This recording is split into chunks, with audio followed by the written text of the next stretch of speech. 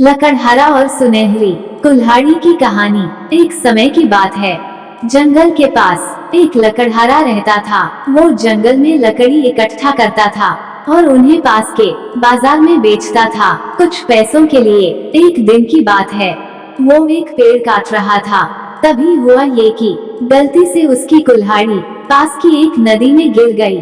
नदी बहुत ज्यादा गहरी थी और वास्तव में तेजी से बह रही थी।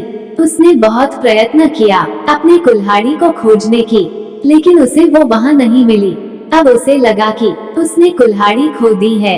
वही दुखी होकर वो नदी के किनारे बैठकर रोने लगा। उसके रोने की आवाज सुनकर नदी के भगवान उठे और उस लकड़हारे से पूछा कि क्या हुआ। लकड़हारा ने उन्हें अपनी दुखद कहानी बताई। नदी के भगवान को उस लकड़हारे के ऊपर दया आई और वो उसकी मेहनत और सच्चाई देखकर उसकी मदद करने की पेशकश की।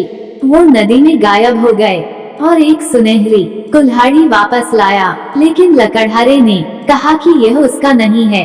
वो फिर से गायब हो गए और अब की बार उन्होंने चांदी की कुल्हाड़ी लेकर वापस आए, लेकिन इस बार भी लकड़हारे ने कहा कि ये कुल्हाड़ी उसका भी नहीं है। अब नदी के भगवान पानी में फिर से गायब हो गए और अब की बार वो एक लोहे की कुल्हाड़ी के साथ वापस आ गए। लकड़ी का कुल्हाड़ी देखकर लकड़हारा मुस्कुराया और कहा कि यह उसकी कुल्हाड़ी है। नदी के भगवान ने लकड़हारे की ईमानदारी से प्रभावित होकर उसे सोने और चांदी की दोनों कुल्हाड़ियों से भेंट किया।